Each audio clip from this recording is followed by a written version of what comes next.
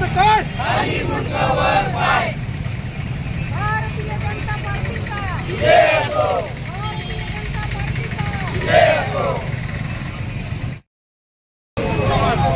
देशाच्या प्रगतीत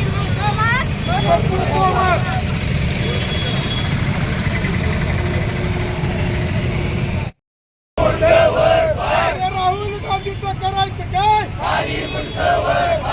भारतीय जनता पार्टीचा भारतीय जनता पार्टी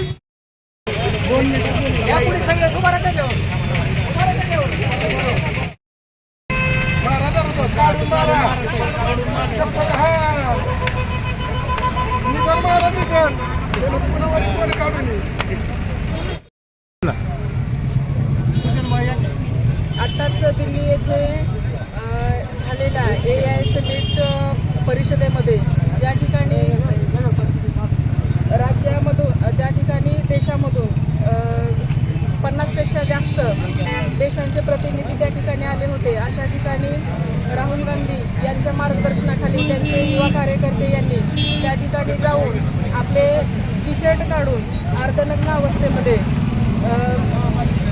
जो धिंगाणा घातला तो देशाच्या प्रतिमेला काळमा पोचणारा होता. तर आम्हा सर्व धाराशिव येथील महिला मोर्चांच्या वतीनं या ठिकाणी त्यांचा जाहीर निषेध करण्यात येत आहे आणि आमच्या सगळ्यांची एकच इच्छा आहे की राहुल गांधी यांनी लवकरात लवकर सगळ्या मीडियाच्या समोर माफी मागावी, नाहीतर आम्ही हा निषेध तीव्र करणार. धन्यवाद. सादर केल्याचा आरोप करत त्यांनी निषेध केला आहे. नेमका काय विषय? खोटा AI रोबोट सादर केल्याबद्दल निषेध केला होता. जरी एखादी गोष्ट म्हणजे चुकून घडत असेल तर त्या ठिकाणी आपण त्याला सुधारू शकतो, त्याला दुरुस्त करू शकतो. मग डायरेक्ट जर आपला देश एकीकडे आता एवढ्या प्रगतीच्या उंचीवर जात आहे, आदरणीय नरेंद्रजी मोदी साहेब यांच्या नेतृत्वात देश आज आपल्या प्रगतीच्या उंच शिखरावर पोहोचला आहे आणि त्याच ठिकाणी ह्या अशा लोकांमुळं आपल्या देशाची मान उंच होण्याच्या ठिकाणी हलवत आहे. कारण हे जे कृत्य त्यांनी केलेलं आहे ते आपल्या देशाच्या संस्कृतीला तालीम पोचणार आहे.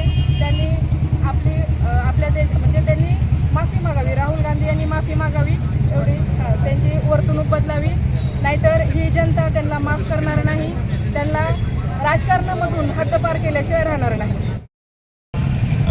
नवी दिल्ली या ठिकाणी 16 ते 20 फेब्रुवारीच्या दरम्यान AI इम्पॅक्ट सिमेट परिषद चालू असताना काही काँग्रेसच्या युवक कार्यकर्त्यांनी त्या ठिकाणी भारत आणि अमेरिका यांच्या झालेल्या कराराला विरोध म्हणून त्या ठिकाणी अर्धनग्न असे आंदोलन काँग्रेस युवकांनी केलेलं आहे. त्याचाच निषेध म्हणून भारतीय जनता पार्टी धाराशिव जिल्ह्याच्या वतीने आणि महिला मोर्चा सगळ्या महिला यांच्या वतीने आम्ही या ठिकाणी निषेध या ठिकाणी व्यक्त करत आहोत. आणि जे काँग्रेसने ज्या युवकांनी या ठिकाणी अर्धनग्न आंदोलन केले आहे ते अशोभनीय आहे. कुठंतरी महाराष्ट्राला शाहू फुले आंबेडकर यांच्या महाराष्ट्राला काळीमा फासणारी घटना आहे, त्याचा आम्ही या ठिकाणी जाहीर निषेध करतो. एवढंच या ठिकाणी बोलतो.